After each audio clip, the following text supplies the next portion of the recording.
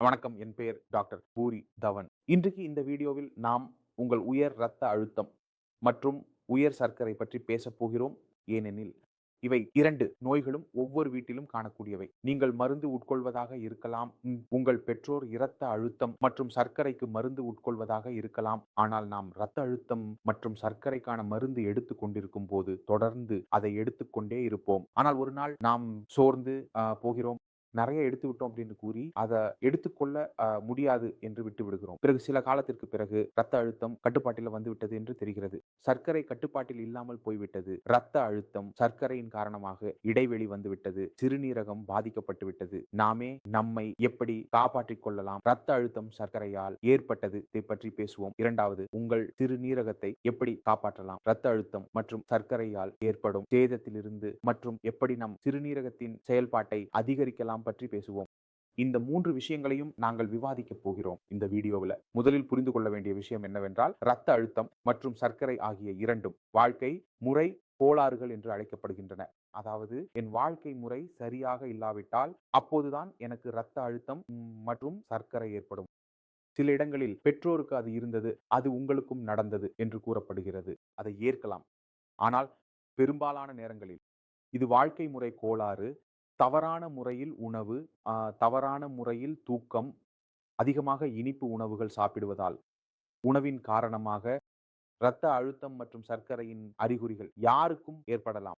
உடற்பயிற்சி செய்யாமல் இருப்பது, அதிக உடல் எடை, இதுவும் உங்கள் நீரிழிவு மற்றும் இரத்த அழுத்தம் ஏற்படுவதற்கான காரணமாகும். இப்பொழுது நமக்கு இரத்த அழுத்தம் அல்லது சர்க்கரை இருக்கக்கூடாது என்று விரும்பினால், முதலில் நம் வாழ்க்கை முறையை மாற்றுவது அவசியமாகிறது. உங்கள் வாழ்க்கை முறை எப்படி இருக்க வேண்டும்? உங்கள் வாழ்க்கை முறை மிகவும் செயல்பாடானதாக இருக்க வேண்டும். உங்கள் உணவு ஆரோக்கியமாக இருக்க வேண்டும். காலை நேரத்தில் நீங்கள் இருந்தீர்கள், சிறிது தியானம் செய்தீர்கள். தியானம் அதனால் மூளை அமைதியாக நீங்கள் உங்கள் முழு நாளையும் திட்டமிட முடியும். மாலை வரை என்னென்ன வேலைகளை செய்ய வேண்டும் என்பதை. அலுவலகத்தில சென்று எந்த வேலை செய்ய வேண்டும். அங்கு உங்கள் மூளை அமைதியாக இருந்தது. அதில நல்லது இருந்தது. அதை நீங்கள் குறைத்தீர்கள். இப்போது உங்கள் முழு நாளையும் திட்டமிட முடியும். நான் அலுவலகம் வருவேன். இதை செய்வேன், இதை செய்வேன், இதை செய்வேன், இதை செய்வேன். அப்படி இருக்க உங்கள் வேலை செய்யும் திறன் அதிகரிக்கிறது. நீங்கள் பட்ன்னு உங்களுடைய அலுவலகத்திற்கு சென்றீர்கள், வேலை செய்தீர்கள், மாலை நீங்கள் வந்தீர்கள். இப்போது மாலை வந்து உங்களுக்கு அலுவலக வேலை செய்ய வேண்டியதில்ல அல்லவா? அப்படி இருக்க நீங்கள் இப்போது உங்கள் ஆரோக்கியத்தில் கவனம் செலுத்தத் தொடங்கினீர்கள். நீங்கள் ஜிம்மிற்கு சென்றீர்கள், விளையாட சென்றீர்கள், நண்பர்களை சந்தித்தீர்கள், இரவு உணவு எடுத்தீர்கள், குடும்பத்துடன் இருந்தீர்கள். பின்னர் மறுநாள் மீண்டும் தொடங்குகிறோம். இந்த இடையில் நான் சாப்பிட்ட உணவின் மீது கவனம் செலுத்த வேண்டும். அதில் காய்கறிகள் அதிகமாக இருக்க வேண்டும். நார்ச்சத்து அதிகமாக இருக்க வேண்டும். தண்ணீர் உட்கொள்ளுதல் நன்றாக இருக்க வேண்டும். எதுவும் இல்லாமல் பொரிக்கப்படாததாக இருக்க வேண்டும். மிகவும் காரமாக இருக்கக்கூடாது. இவ்வளவு வேலை செய்தாலும் இந்த வழக்கத்தை நாம் பின்பற்றுவதில்லை. எங்கு நாம் செயல்பாட்டில் இருக்கிறோம்? நல்ல உணவையும் சாப்பிடுகிறோம். அப்படிப்பட்ட நோயாளிகளில் நீண்ட காலத்திற்கு இரத்த அழுத்தம் மற்றும் சர்க்கரை தொடர்பான பிரச்சனைகள் காணப்படுவதில்லை. 2வது நீங்கள் என்ன செய்ய வேண்டும் என்றால், உங்கள் உடல் எடையை சரிபார்க்க வேண்டும். நீங்கள் மிகவும் அதிகமாக இருந்தால், உங்கள் எடை 100ஐ கடந்து விட்டால், அங்கே பிரச்சனை உள்ளது. உங்களுக்கு இரத்த அழுத்தம் அல்லது சர்க்கரை இல்லையெனில், உங்கள் விருப்பங்கள் பாதிக்கப்படும். நீரிழிவு ஏற்படும். கொலஸ்ட்ரால் அதிகரிக்கும்.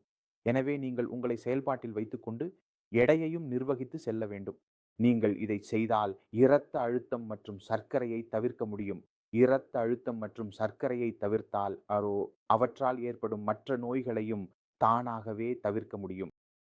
ஒவ்வொரு 4ல் ஒருவருக்கு இரத்த அழுத்தம் காரணமாக சிறுநீரகம் பாதிக்கப்படுகிறது. 4ல் ஒருவருக்கு 50%, மேலும் 4ல் ஒருவருக்கு நீரிழிவு நோயாளிகளின் சிறுநீரகமும் பாதிக்கப்படுகிறது. இப்போது கேள்வி என்னவென்றால், இரத்த அழுத்தமும் சர்க்கரையும் சிறுநீரக கோளாறுகள் அல்ல. ஆனால் அவை சிறுநீரகத்தை எப்படி பாதிக்கின்றன? அதனால் நீங்கள் புரிந்து கொள்ள வேண்டியது என்னவென்றால், எப்போது நமது இரத்த அழுத்தம் அதிகரிக்கிறது, அது எவ்வளவு அதிகமாக இருக்கிறது, இரத்த அழுத்தம் எவ்வளவு அதிகமாகிறது. எனவே உங்கள் முழு உடலிலும் என்ன முடி இருந்தாலும் சரி, நீங்கள் பார்க்கிறீர்கள் எங்கு இரத்தம் வெளியேறுகிறது, அவற்றின் உள்ளே இரத்த அழுத்தம் மிகவும் அதிகமாகிறது. இப்போது உங்கள் இரத்த அழுத்தம் அதிகரிக்கும் போது உங்கள் நல்ல கொத்தமல்லி நீங்க ஒருபோதும் பார்த்திருக்கலாம். இங்கு மிகவும் சிறிய சிறிய நரம்புகள் உங்களுக்கு தெரியும். குறிப்பாக பெண்களில் தெரியும். அவர்களின் நிறம் வெள்ளையாக இருக்கும். அவற்றில் தெரியும். கைகளில் தெரியும். சிறிய சிறிய நரம்புகள் நமக்கு தெரியும். இந்த நரம்புகளின் உள்ளே கூட அதன் அழுத்தம் அதிகரிக்கிறது. அவை நுண்ணியவை, முடி அளவுக்கு நுண்ணியவை, மென்மையானவை, நுட்பமானவை. அவை அழுத்தத்தை சமாளிக்க முடியாது. அவள் செய்வது என்னவென்றால், அவள் தன்னை கடினமாக்கிக் கொள்கிறாள். உங்கள் மென்மையான பொருள் கடினமாக மாறினால், அதன் உள்ளே இருக்கும் அளவு அதாவது லூமன் அளவு. அதனால் தான் உங்கள் இரத்த ஓட்டம் மந்தமாகிறது. அது சிறியதாக மாறுகிறது. அது மிகவும் சிறியதாக மாறுகிறது. அதனால் இரத்தம் அதில் நுழைய முடியாது, கடந்து செல்ல முடியாது. அது வழி முடங்கி விடுகிறது. இப்போது சிந்தியுங்கள். சிறுநீரகத்தின் உள்ளே உள்ள சிறிய இரத்த வழங்கல் வற்றத் தொடங்குகிறது. உங்கள் சிறுநீரகத்தின் உள்ளே உள்ள நெஃப்ரான் இரத்தம் பெற முடியாமல் போகிறது. அவர் ஒப்புக்கொள்ளத் தொடங்கிய போது சிறுநீரகம் சுருங்கத் தொடங்கினால் பல நோயாளிகளுக்கு அவர்களின் இரத்த அழுத்தம் காரணமாக சிறுநீரகம் பாதிக்கப்படுகிறது. மேலும் அவர்களின் சிறுநீரகம் சுருங்கத் தொடங்குகிறது. இதன் காரணமாக சிறுநீரகத்தில் சரியான முறையில் ஓட முடியவில்லை. ஏனெனில் உயர் இரத்த அழுத்தம் காரணமாக அது சேதமடைந்து விட்டது. சிறுநீரகம் சுருங்கிவிட்டது. இத்தகைய நிலை அதிகரிக்கத் தொடங்கியது. சிறுநீரகத்தின் செயல்பாடு குறைந்து விட்டது. இப்பொழுது சிறுநீரகத்தின் வேலை என்ன? இரத்தத்தை சுத்தம் செய்தல், இரத்தத்தை சுத்தம் செய்து கழிவுகளை வெளியேற்றுதல், யூரியாவை வெளியேற்றுதல். சிறுநீரகம் தனது வேலையை செய்யும் திறன் இல்லையெனில் வேலை செய்ய முடியாது. அதை வெளியேற்ற முடியாது. யூரியாவை வெளியேற்ற முடியாது. அது உங்கள் இரத்தத்திலே சேரத் தொடங்கும். ரிப்போர்ட் செய்யுங்கள். பாருங்கள் எது அதிகரித்துள்ளது? யூரியா அதிகரித்துள்ளது. ஏன் அதிகரித்துள்ளது?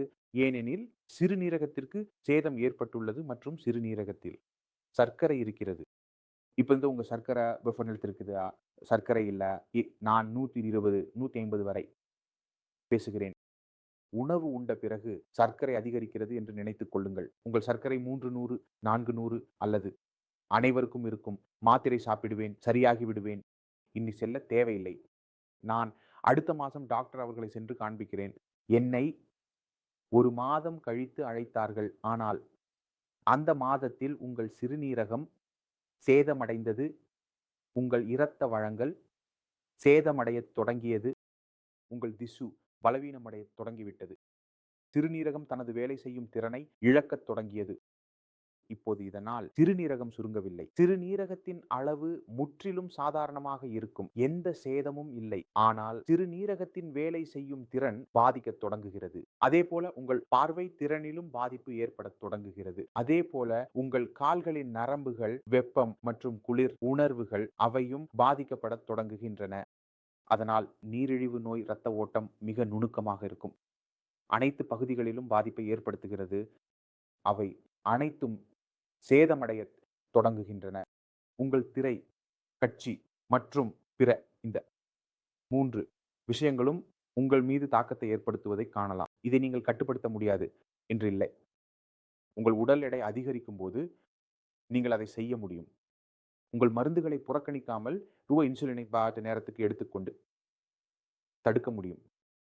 ஆனால் நமது புறக்கணிப்பு தான் மிகப்பெரிய காரணமாக இருக்கும். நோய்கள், இரத்த அழுத்தம், சர்க்கரை ஆகியவற்றை புறக்கணித்து விட்டோம். எதுவும் இல்லை. இது ஒரு சிறிய நோய்தான். அப்பாவுக்கு, அண்ணனுக்கு, என் அக்காவுக்கும் இருக்கிறது. எதுவும் ஆகாது. அவர்களுக்கு எதுவும் ஆகவில்லை என்றால் உங்களுக்கு புரிந்து கொள்ள வேண்டும்.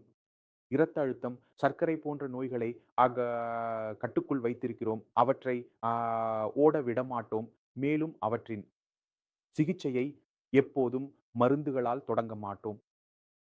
அவற்றின் ஆரம்பம், அவற்றின் சிகிச்சை எப்போதும் வாழ்க்கை முறை மாற்றுவதன் மூலம் நடக்கிறது. நேரத்தில் வாழ்க்கை முறையை மாற்றிக் கொள்ளுங்கள்.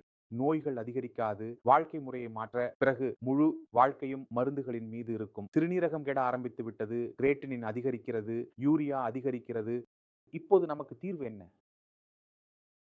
முதல் வேலை பழைய தவறுகளை சரி செய்து இரத்த அழுத்தத்தை கட்டுப்பாட்டில் கொண்டு வருவது. ஏனெனில் இப்போது இரத்த அழுத்தம் முன்பை விட அதிகமாக இருக்கிறது. மருந்து எடுத்தாலும் கட்டுப்பாட்டில் வரவில்லை. ஏன் வரவில்லை? ஏனெனில் இப்போது சிறுநீரகம் இரத்த அழுத்தத்தை அதிகரிக்கிறது. முன்பு மற்றவை அதிகரித்தன. இப்போது சிறுநீரகமும் அதிகரிக்கிறது. இப்பொழுது அதை கட்டுப்படுத்துவது கடினமாக உள்ளது. நாம் அதை எந்த விதத்திலும் அடைய வேண்டும். இப்போது இதை புறக்கணிக்க முடியாது. ஏனெனில் நீங்கள் இதை இப்போது புறக்கணிக்கிறீர்களே, அதனால் அதிகமான சேதம். சிறுநீரகத்திற்கு தொடர்ந்து பாதிப்பு ஏற்படும். எவ்வளவு நமது நிலை உயர்ந்துவிடும், பின்னர் நமது நிலை குறைந்துவிடும். அதனால் முதல் வேலை புறக்கணிப்பு தவறு. இப்போது இரத்த அழுத்தமும் சரியாக இருக்க வேண்டும், சர்க்கரையும் சரியாக இருக்க வேண்டும். ஏன் இரத்த அழுத்தம் சர்க்கரை சரியாக இருந்தவுடன் சிறுநீரகம் மேலும் பாதிக்கப்படுவது நிற்கும். இப்பொழுது சிறுநீரகத்திற்கு புதிய சேதம் ஏற்படவில்லை மற்றும் அது அதிகரிக்கவில்லை. இப்போது இங்கே நாங்கள் சிறுநீரகத்தை உள்ளே இருந்து புரிந்து கொள்ள முயற்சிக்க வேண்டும். சிறுநீரகத்தின் உள்ளே நிலைமை எப்படி இருக்கிறது?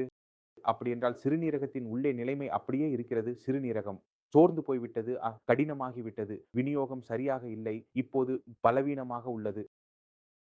இப்போது இதற்கு சக்தி கொடுக்க வேண்டும். நீங்கள் சாப்பிட வேண்டியது ஊட்டச்சத்து நிறைந்த உணவாக இருக்க வேண்டும், சக்தி கொடுக்க வேண்டும் சிறுநீரகத்திற்கு. ஏனெனில் சிறுநீரகத்திற்கு சக்தி கிடைத்தால்தான் சிறுநீரகம் வேலை செய்யும். ஆனால் கவனம் என்ன இருக்க வேண்டும்? இரத்த அழுத்தம், சர்க்கரை சாப்பிட்டால் என் இரத்த அழுத்தம் அதிகரிக்கிறது, சாப்பிட்டால் என் சர்க்கரை அதிகரிக்கிறது. ஆனால் அதே நேரத்தில் நாங்கள் சாப்பாட்டை அதே வைத்திருக்க வேண்டும். இரத்த அழுத்தம், சர்க்கரை அதிகரிக்காமல் சிறுநீரகத்திற்கு சக்தி கொடுத்து வேலை செய்ய வேண்டும்.